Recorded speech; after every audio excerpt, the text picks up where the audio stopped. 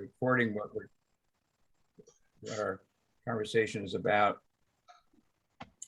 I started to say the common, you've heard this before, and I've said it maybe in past, about whenever there's a challenge, we always ask ourselves, well, what is God trying to tell me, or what lesson should I learn? You ever heard that? People will say, well, God is trying to teach me something. Yeah.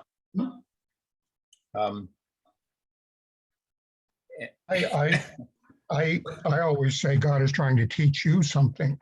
Right. I've already learned all my lessons. Yes. Yeah. The common response was, okay, God, I think I've learned enough. We just Yeah. Stop learning. Can I graduate finally, or that's usually the adage that people use, or the idea when they go through suffering. Okay, God's trying to tell me something, or God's trying to teach me something, or we'll see what he has in mind someday. All those kinds of, I guess, excuses. It's all for the good of God. Yeah. Romans 8:28. Right. He's working out his perfect plan. But that's exactly it, guys. It's come to me that suffering has a very, very clear purpose in our lives. And the passage that I shared with you is one that keeps coming back to me all the time. Romans 8:18 through 20. You see there is a definite purpose in the sufferings, or what we would see as challenges, or all kinds of things that oppose us, whatever it might be, disease, government, friends, work, whatever. There is in God's mind something that he is after, something that he wants to fulfill.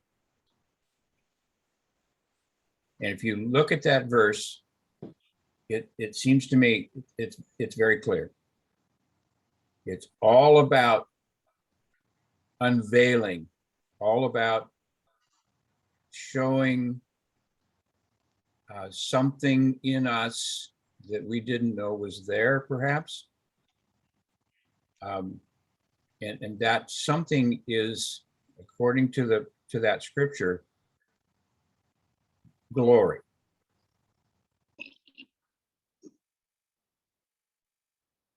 That the sufferings of this current era do not deserve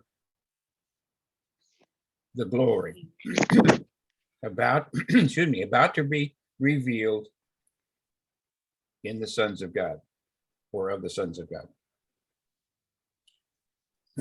Anyone here not believe they are the son or daughter of God? No way. Yes. If we at all see ourselves, and we should, as sons and daughters of God, then we fit into this purpose, or into this statement, this declaration of God. God is not trying to teach us anything. He's not trying to show us anything other than he's trying to unveil us.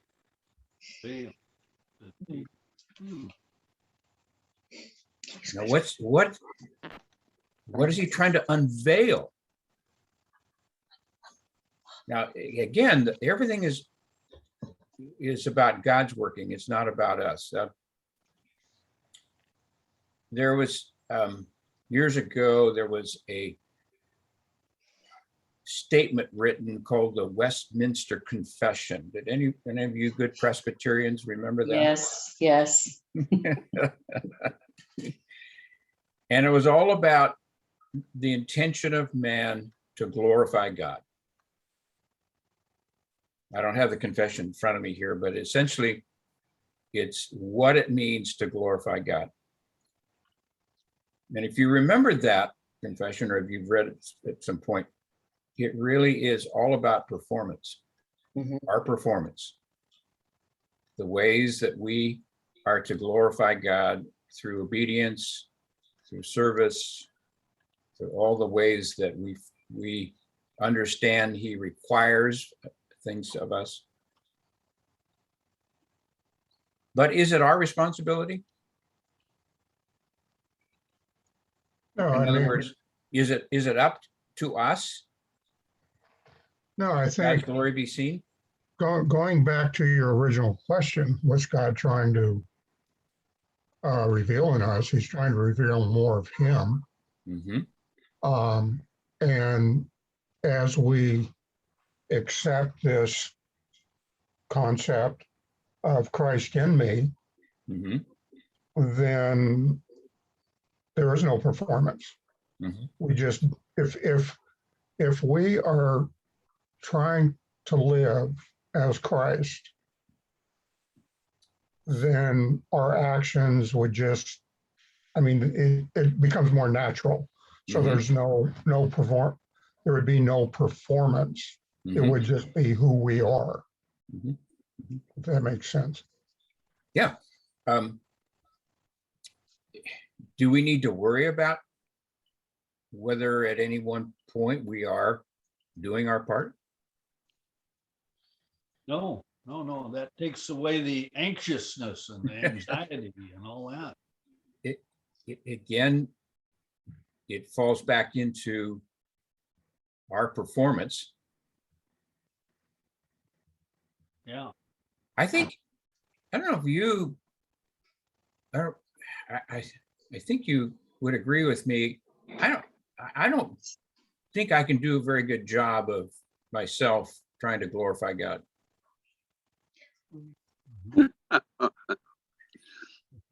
I did a much better job of it when I was single.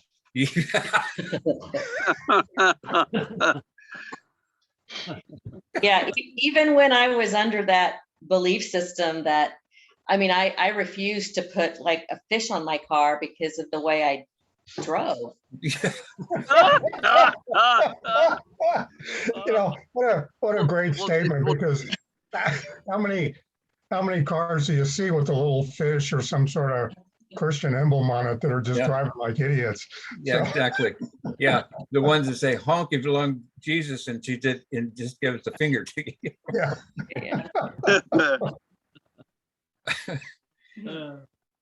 But I don't think I can do a very good job of it if it was up to me. I'm going to leave it up to God, and I'm going to let Him work through any given circumstance, any given conflict, suffering, whatever it might be. I'm going to rest it. Okay, God, do what you do. And let him disclose or manifest himself in the way that he chooses. Dennis, is there something in our makeup that kind of fights that a little bit and works against that? What is it in the mental attitude that, it seems to me, with me anyway, it kind of fights and works against that attitude? One answer possibly, Jerry, is that we still resort back to those old tapes, the independent self. I can do it. I will do it my way. Yeah. And it is the old self for self. You know, Scott wrote about that this week as well. My way. I don't know that I could understand exactly what he was driving at, but the point is, we think we can do it our way, and we mess it up. That's the old tape. It's still in us, Jerry. I think we had a friend used to say, "My way or the highway." You know? Right. I used to work for a person who, that was the way it was. Very, very predominant church leader, pastor. Yeah. Well, you know, we're trying to break X number of years of a different teaching. Mhm. You know, I mean, you know, as you know, Dennis, I came to Christ in my 40s. Mhm. And so for me, well, and even before then, through Christian Science and prior to that, being raised in the Methodist Church, it was all performance. Mhm. And when you look at our everyday life, everything we do is based on performance. Mhm. Whether you're going to school, you're in a job, trying to please mom and dad, whatever, everything is performance. And then all of a sudden to come along with this paradigm of God doesn't require performance. Mhm. It's, you know, it's not an easy habit to break, Yeah. or it's not an easy concept to wrap your head around. Exactly. Yeah. Yeah. If everything in our religious training has been about trying to be better, um, our religious training has always been you fall short, but you can measure up if you do this or that. This is what Yeah. God expects. Yeah, Go ahead. that kind of messes with my mind, like Fulton also, Mhm. because like having my son perform, people at work, Mm-hmm. I don't know, just I start thinking about that, and then I don't know how to make the two bridge the gap between the two when I'm trying to train my son to do something, Right. and he Mhm. has to perform to do it. Mm-hmm. Yeah. I Mhm. mean, I still love him, but Mhm. yeah, it's a hard to bridge that. Does God? Okay, there was a whole period of time, and that's recorded for us in the Old Testament, in which it was all about performance. But now we live in a period where that is not the paradigm. God is not expecting us to perform. It's a matter of letting him, as we go back to that beautiful statement of Mary, let it be as you have said. God, you do it. It's not me, it's you. I resigned to let go and let God. That probably is one of the most beautiful statements that someone ever made. But it's hard. It's hard when you've been trained in that old paradigm in the Old Testament.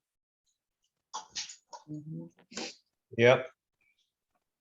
Now, how do you do that with your son or daughter? Do you expect them to perform? Yeah, it's a fine line, Dave. I go back to as God works with us, he reminds us of who we are. And so we continually speak into our friends, our relatives, our children.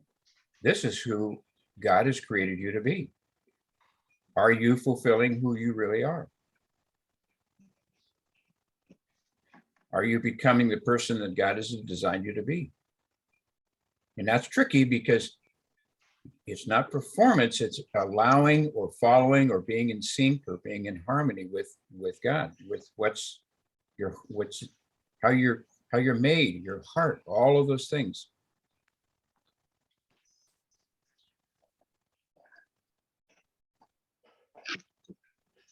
I'm so thankful that we have Jesus as a model in how this was done. And if you begin to read, as I have recently just been poring over John 17, his prayer, you can see this dynamic.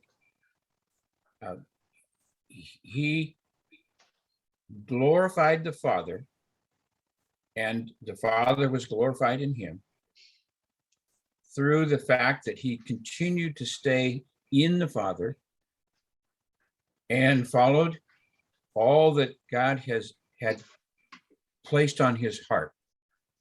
And the word is what you commissioned me to do.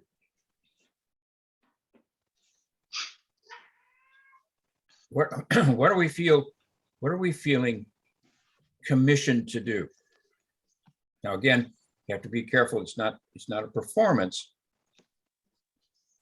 Think about Jesus. What was he commissioned to do? Was it performance? Well, in certain ways, he did conduct himself. He acted in certain ways, but all of that was in sync with what he felt the Father's commission on his heart was to do. Heal the sick, deliver people from oppression.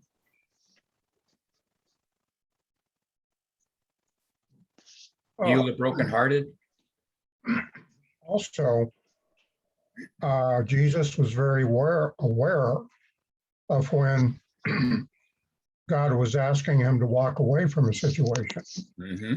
Yeah. Okay, after he healed Peter's mother, the next day, after he had healed a bunch of other people, Mm-hmm. He was led to leave and go someplace else, even though there were still people there wanting to be healed. Right. Right. So we have to be aware of when we have done what God has asked us to do and it's time to move on. Mm-hmm. Mm-hmm. You know, it's very easy, particularly when you can't let go of the performance aspect. It's very easy to say, "Oh, that can't be God telling me to leave now because there's still work to be done here." Yeah, right. And when in fact, it is time to move on. Mm-hmm. So again, if we're focused on performance, we can very easily miss when God is telling us to move on. Mm-hmm. Mm-hmm. In other words, David, we live in that complete harmony with where we see Father. That's what Jesus, that's what he practiced. He didn't see the Father in hanging around doing more work in that situation. He saw the Father leave. Mhm. Okay. And we operate the same way. What do we see the Father doing? Well, and we have to also understand that even though Jesus left,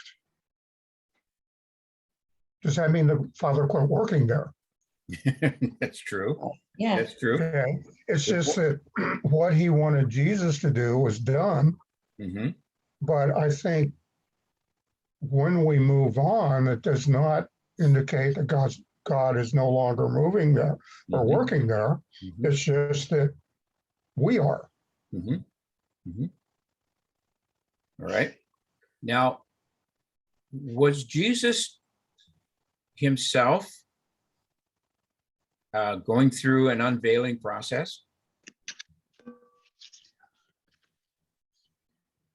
We're talking about when he was here in the flesh. Yeah. What kind of things did he endure or even do that you realize that was his unveiling?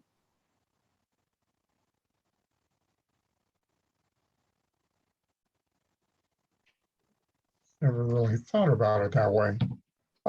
You always think, well, part of the problem in answering that question is for so long we were taught Jesus is God. Mm-hmm. So if Jesus is God, why is there any unveiling necessary? Yeah. Okay. The unveiling is on our part. Yeah. Good point. Wow. Never looked at it from the aspect of was Jesus being unveiled. Mm-hmm. Hebrews 2:10 says that Christ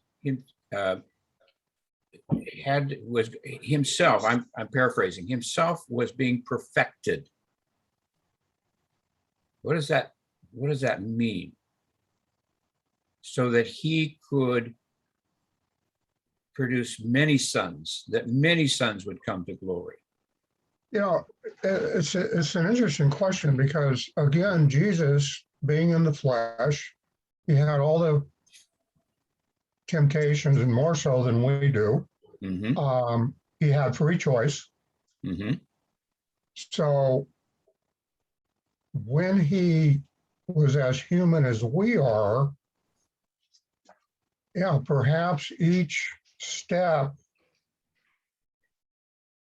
each situation he found himself in was going to challenge him with free will Mm-hmm. and all the other challenges that everybody has. Mm-hmm. So perhaps then each situation he found himself in was a unveiling, Mm-hmm. Mm-hmm. showing more of God. Mm-hmm. What comes to your mind as an illustration of Jesus showing the Father, showing or manifesting the Father? What were the kinds of circumstances or situations in his life? Any come to mind for you that really? Go ahead. Going into towns that Jews normally wouldn't go into. Mm-hmm. Okay. Okay. How was that showing the Father? Showing them that God accepts everyone. Okay. That God wants to be revealed in everyone's life. Mm-hmm. Okay. Mm-hmm. What about when he stumbled and fell under trying to carry the weight of the cross?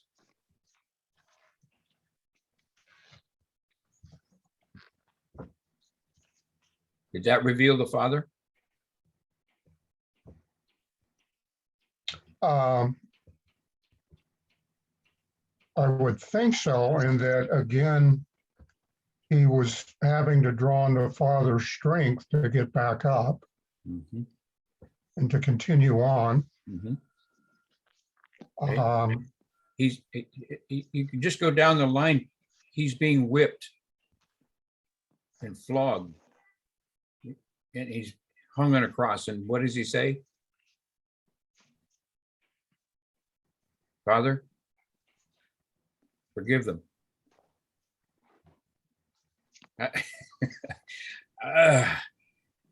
Has anyone been beaten up unfairly recently and turned around and said, "You don't understand what you're doing. I forgive you"?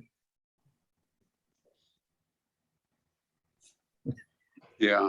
Yeah. I think I sent you a little statement about that, that, Yeah. Somebody was just treating me really bad in a retail situation. And my natural instinct, me is to flash back and I got a pretty quick mind, but instead bless them, and find some way to bless them and let them move on, and they did.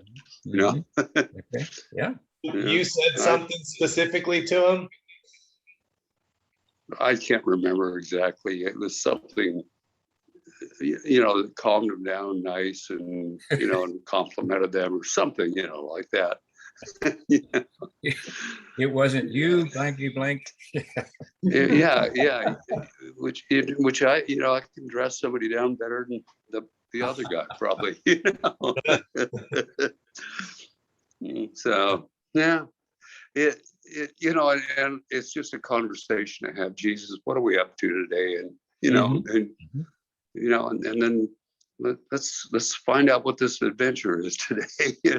To me, it's kind of simple, even though it's complex as we talk here. Just rest, relax in him. He is me. I am him. Life is full of pressures.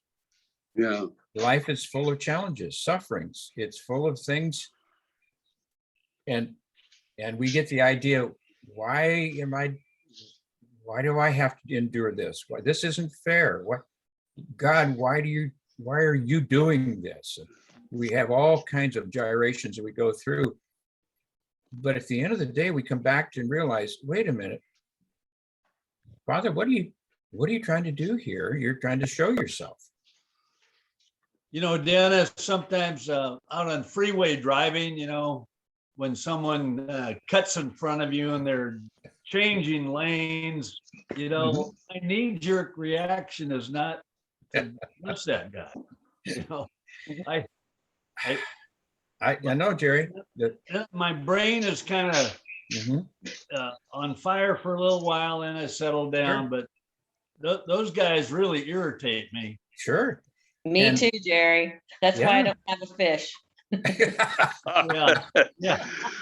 Well, you guys come on down to Southern California. Oh, 12 lanes of freeway, and I'm getting used to it. I don't flip them off or jam the brakes on. It's just flow with it. Go with the flow at 85 miles an hour. It's just get in the left lane and get out of the. yeah. Let them go. Fortunately, I've got a car that was designed for the Autobahn at 160, 150. Somebody once told me if you drive the speed limit in Los Angeles, you're actually going backwards. Yeah. Oh yeah. And people told me it's going to take you about 6 months or a year to really get used to it. Well, I think I'm getting in the flow. Yeah. But that's off point, that it really is Jesus all the time in us. And it just, I just like, my natural reaction is if I let myself be me, just let him Okay. have it. But All right. And- even in that, Jesus lost his temper a time or two, Mhm. Sure. but by and large, he did not. He was blessing and bringing blessing upon others Mhm. just by his life. Yeah. Yeah. He got angry, and a lot of people have trouble with that. A lot of people get a knee-jerk reaction. Well, what kind of person gets angry and thrashes around in the temple and drives people out? Well, was that at all in any way revealing God, the Father? Yeah. I mean, when you think about it, those circumstances, there was absolute gross hypocrisy going on in the name of religion, in the name of God. And it really hurt Jesus that the Father's name was so profaned that the whole point of demonstrating honoring God and worshiping God was turned into a marketplace. I mean, that he couldn't handle it. I remember several years ago, we went through that book, Jesus, Mean and Wild. Mm-hmm. And there's another story there where he actually healed someone. And then I forget exactly what word was used in the Bible, something like, but he sternly warned him not to sin again. Mm-hmm. Well, the actual Greek interpretation is more like he chewed his butt. I mean, he really got angry with the guy in his warning. So whatever he was healed of, there was something serious going on that a very strong rebuke was in order. So, yeah, there are several instances in the Bible where Jesus gets pretty doggone cranky with people. Yeah. Is this at all have to do with unveiling the Father, unveiling of himself? I would think so, because again, I think it's showing how much God detests sin, unrighteous actions, and that, he's very serious about not liking a lot of what we do. No. Hey guys, I'm reminded Jesus was on the Mount of Olives and the teacher probably learns more than the students, as he, Yes. and he's saying love, joy, peace, understanding, long suffering. Mhm. He's teaching that to people. Mm-hmm. Mm-hmm. I don't know if I'm having trouble with the audio here, but I think you're hearing me. Oh, yeah. Yeah, I can hear you. We're getting you. Yeah. Okay. I watch my son with his son, and I'll hands down, my son is being a much better father than I was. He is very patient with my grandson Lane, but you can also see there are times where Lane will push back, and it requires a more firm hand Mm-hmm. or a more firm approach. And sometimes Sean starts to get a little angry with him. Again, the purpose is trying to get the correct idea across to my grandson. Mm-hmm. Okay. So we can see God in how parents react to their kids, Mm-hmm. Mm-hmm. and that he's very patient with us, but at times it takes something a little more harsh to get our attention. Yeah. Right. Yeah. Yeah. Mhm. Wish my son was on here right now. He could tell you stories like that. Yeah, it's also from a child's perspective, because there was a story, a friend of mine, like her toddler just kept wanting to run down to the lake, and she kept having to hold him back, and he just started to pitch a tantrum, and it was so fierce that she just had to hold him like this, because he could see the water. He could see that was fun.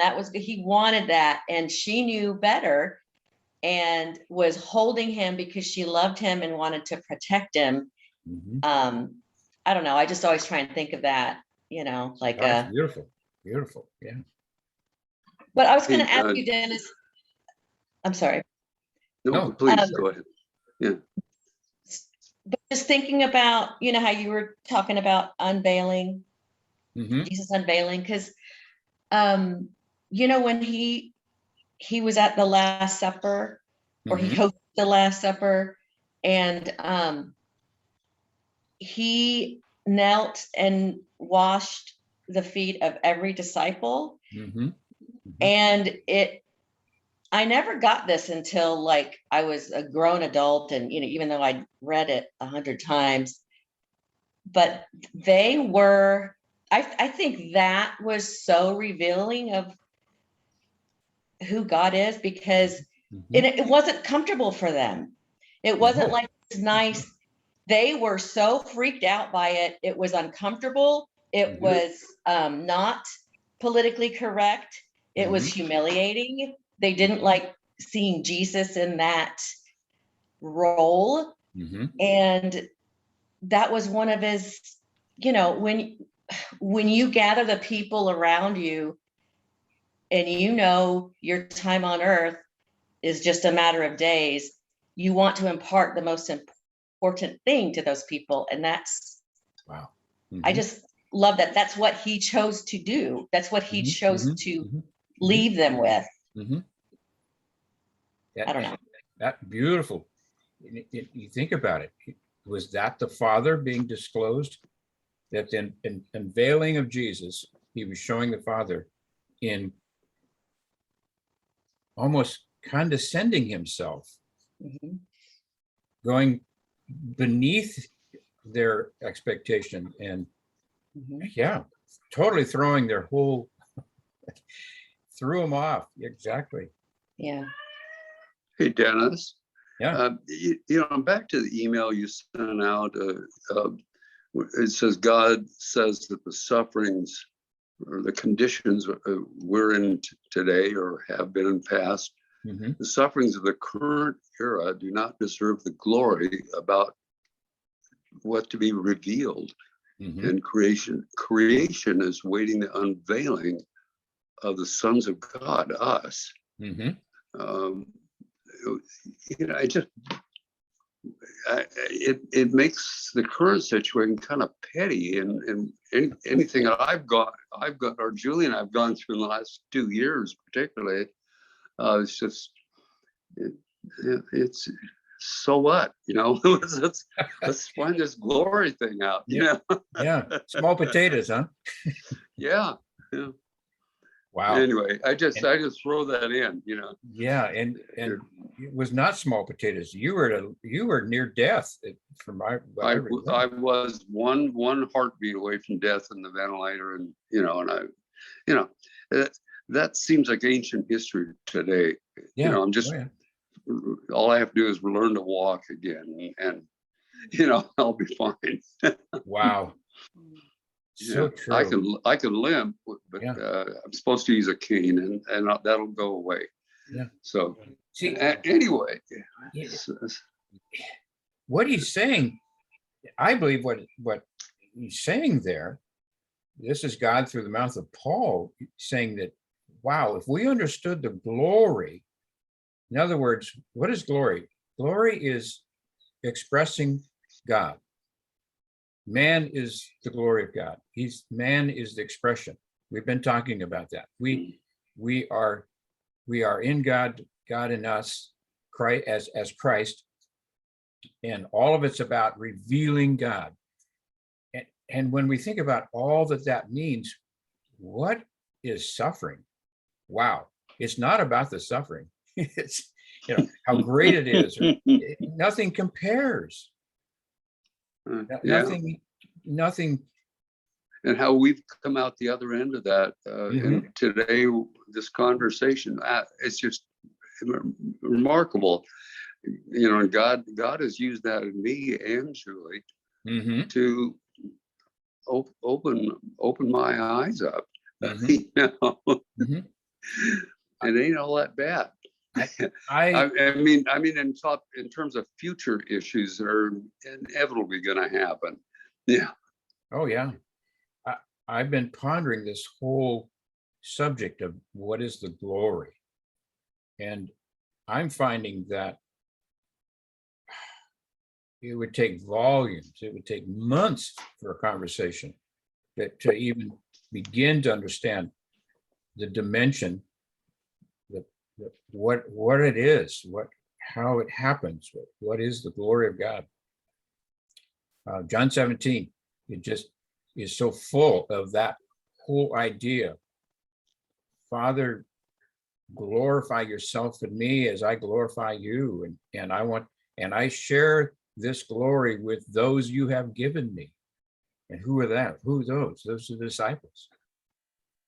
Well, do you think that instead of seeing suffering as what is God trying to teach me, Right. Mhm. should we be looking at suffering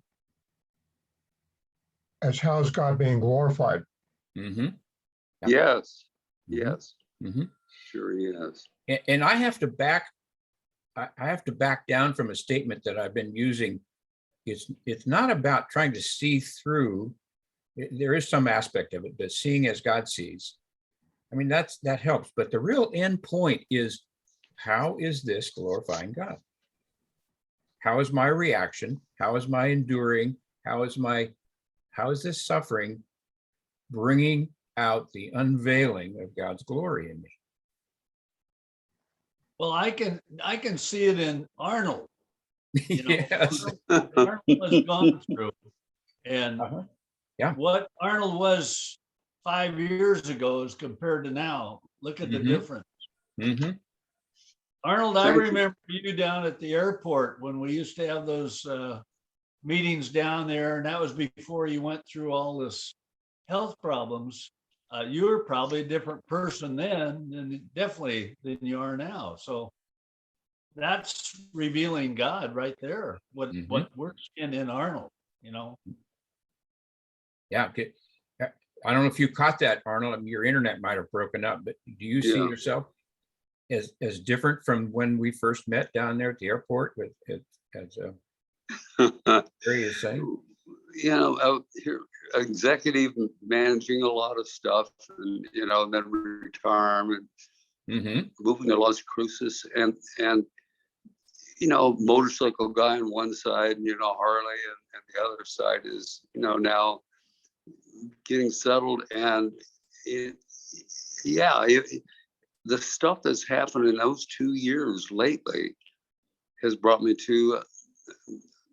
Has brought Jesus and me to a new place. Us. Uh-huh.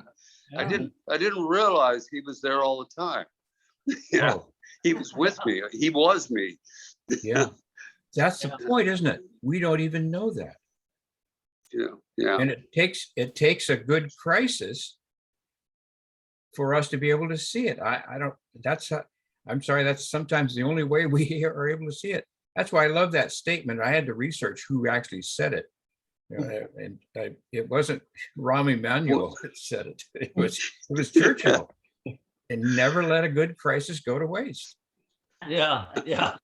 And I'm wondering how he came about that. Did he understand this from God's perspective, or what was his philosophy in coming up with that statement? But how true it is. There's Hey, not a crisis. Dennis? Yeah. Sorry. No, go ahead.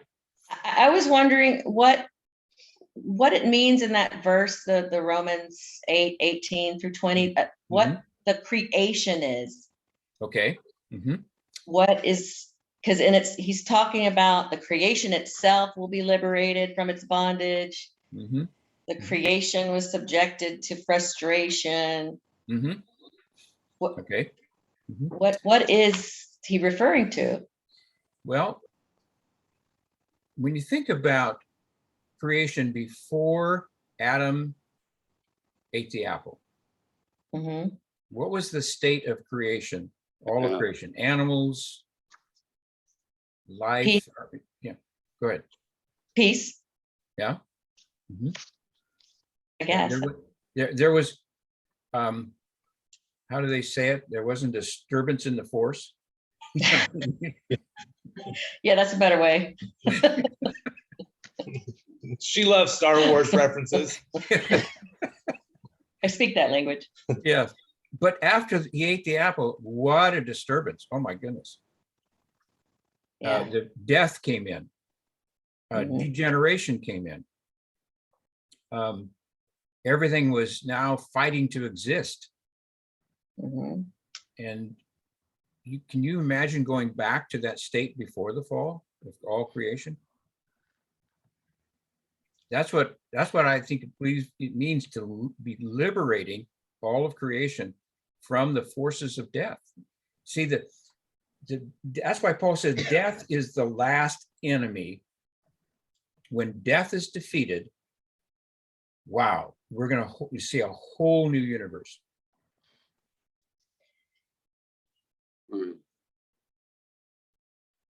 But go ahead. You don't see that happening. You don't see that being facilitated by a big event, whether it be something cataclysmic or something divine, like, because you were saying we don't know. I know that I've always taught that, Jesus is going to come down on the clouds and there's trumpets and, I mean, but I remember us talking about this at length and previous.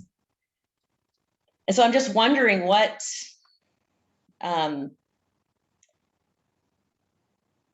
like the creation, and that's here on earth. Yeah. Odd. Here's what I'm suggesting. When Christ died and rose again, in effect, he defeated death. Right? So the reality is Christ has already defeated death. Right. Himself. Now Now all the rest of creation, all the rest of us, it will take time to, or that is, is a period in which that victory will become, it will be in appearance. He created, something happened in the reality, the essence, all right? Something happened in the heavens. Death was defeated. But life and creation didn't experience that itself. It's going to take a period of time in which each of us, as the sons of God, are going to be perfecting and growing in that reality into the place where it will culminate in the actual transition or transformation of our bodies.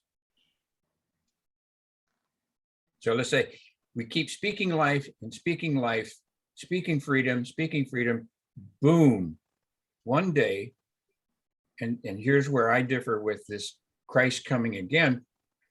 It's not him coming again. The full revealing of Christ, the parousia of Christ comes. Our bodies are changed totally. All that's immortal, all that's mortal will become immortal. That's the great day of the Lord. Now there's so much involved there. We just touch on that, and I don't know that I can fully explain or have the knowledge about it myself, but I just know that is the culmination. That's what, it's commonly referred to as Jesus coming again in the rapture and all of that. We've pictured it wrongly. The picture is Christ, he's already in us. What's going to happen at that moment is that he's going to be fully revealed. We're going to be like him. What is he like? He's living in an immortal body. Remember, as he ascended, his body was imperishable. His body was glorious. It had nothing could hold that body. Nothing could prevent him from doing anything that it wanted to. That's what will happen as he comes and brings all of those that have died will be with him as he fully reveals himself in us. Both of us are caught up together in this great transformation of our losing our earthly finite bodies and acquire the new body. Yeah. There were some people who were talking about this back in 2017, late 2017, and when there were some world, events going on, and I was just like, man, what a bunch of kooks, because it just seemed very new agey and very, but wow, maybe they were onto something. I forget which chapter it is now. I've lost track, but there's one of I devote this idea to in one of the chapters of the book, and I think I released it, but if not, I'll try to send it back to you. What is God's ultimate plan? Nobody knows. Nobody knows? Yeah, I believe we do. I believe Romans 8:18 through 20 is the plan. Well, yeah, but read that to us or tell us that. Yeah, it's the unveiling of the sons of God. And we are right now, we're in this unveiling process. We are speaking life into darkness all in this period. And at one point, this that we're talking about as though it's not will become as though it is. We are Christ. Doesn't look that way. We're in plant form. It's called the transition church, the in between. We're in plant form, but the plant will produce seed. We're in the caterpillar stage. We're actually butterflies, but we look like caterpillars. Right? Yeah. But the caterpillar is actually a butterfly. And he's going through that chrysalis process, cocoon, and coming out as a butterfly. That's the glorious, grand revealing. I mean, we're in that process now, and then it will be fully culminated as Christ fully reveals himself in the great transformation, in which our mortal bodies are changed into his and look like him, imperishable bodies. And Go ahead, Arnold. oh, it came to me, that's so wonderful, and yet all I have to do is my part right now. Mhm. I don't have to try to be something that I'm not or do something. It's just, okay, I just need to do my part and where I'm at. Just let God do his thing in you. Yeah. And every day, you got these little problems, you got these great challenges, whatever, but just let him, okay, God, do what you do. And I want to resemble your heart. I want to express your life, your love. I want to unveil you because you are me. I am you. So is this concept kind of what sometimes people refer to as the emerging church or the emergent church or something like that?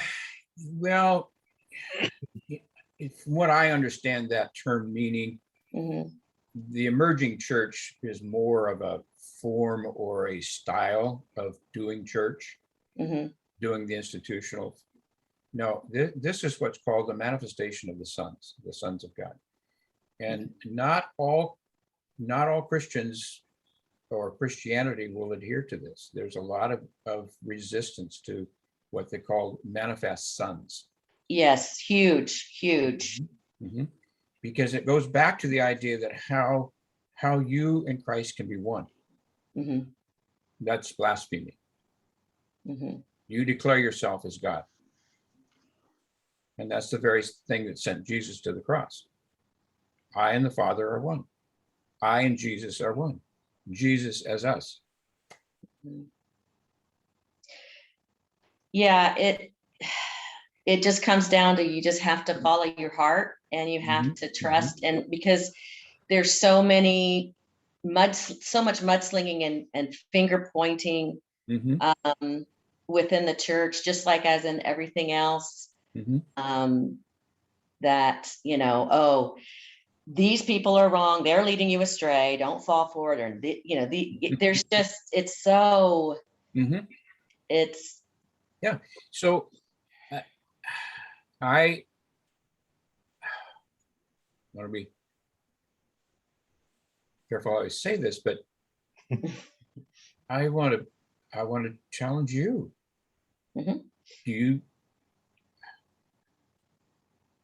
Are you hearing truth for you? I mean, far be it for me to lead all of you guys astray. I don't want to be.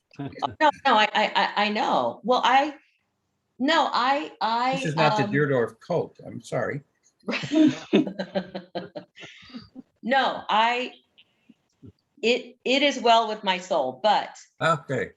I do, and I do this with everything. I don't I purposefully seek out something that is not a confirmation bias, like I will read and I will research something and, it challenges my belief system. Yeah. But I learn more and more. And then oddly, I see how it all kind of fits together.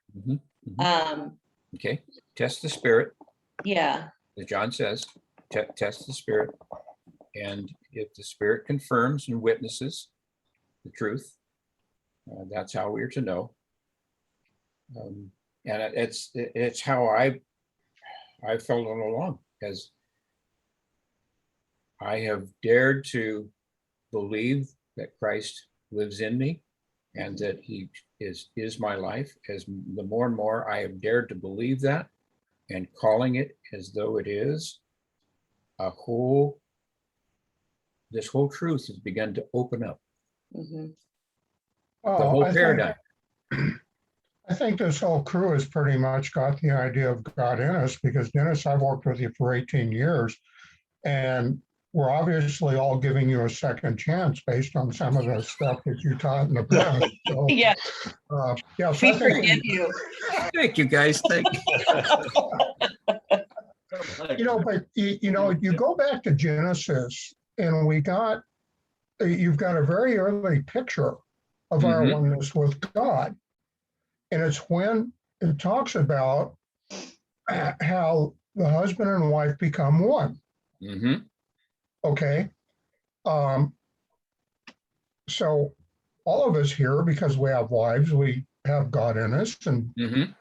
if we're at one with them, with our wives. But no, I think that was an early picture of it's not a relationship with Jesus and with God, it's a oneness. Mhm. Because if I'm to be one with my wife, how can I be that if I'm not one with Christ? Sure. Exactly. Because that's the example Mhm. for us to be one with our wife. Yeah. It's the closest human institution we have or we know of that illustrates the union of God and Christ. Mhm. Christ with us. Yeah. Marriage. Yeah. Powerful. It can be I bumpy. guess so is that saying God's a female? Yeah. Hey, Dennis, you're not leading me astray. I wasn't Christian Science when it was S-rating years ago. Yeah. And then I became a disciple of that. And then on to, institutional churches. I watched you from afar, the institutional church, Yeah. your ministry. You did the Sunday service, you preached some Sundays. Oh, yeah. I was with a different pastor and got Mhm. the Layman of the Year award, but and then I was in a different institutional church on the other side of town, Mhm. and elected to be on the board, and I was on a session over at your church, Mhm. but I've watched that transition, and then I went through 4 years of kind of pushing the institutional. We didn't participate, and Mhm. eventually read that book, So You Don't Want to Go to Church Anymore, and that Right. kind of was a stepping point. And you didn't lead me. You suggested the book, Mhm. but I read it from my perspective, and then on to the present, where I love to go up to Rick Warren's church and sit there and listen to the music, or some other big church, Sure. and be part of it. But no, you're not leading me astray someplace. I watched you transition, and I know I have too. Mhm. So good news. All right. Well, brothers and sisters, I think I need to put another comma in this, and we'll press on with what it means, what God is doing in us, bringing out the glory of the Father, and what we face this week is another opportunity, or the same opportunity. God keeps pressing us, perfecting us, because he's after something. He's after seeing himself. He wants to see himself in us. That's what it's all about. So with that, don't let a good crisis go to waste. Well, thank you. Yes. Thank you, Dennis. All right, guys. Everybody have a great week. And Thanks, you see too. whoever on Wednesday 10 a.m., whoever wants to jump on, Send us the link on that, Dennis. I will. I'll be sending it out. I can join for a little bit. I've Send us got the a link. I think you 10:45 said, appointment. yes. Okay, good. All All right, right. see you then. Thanks. Thank you, Dennis. Bye-bye. All right. Huh.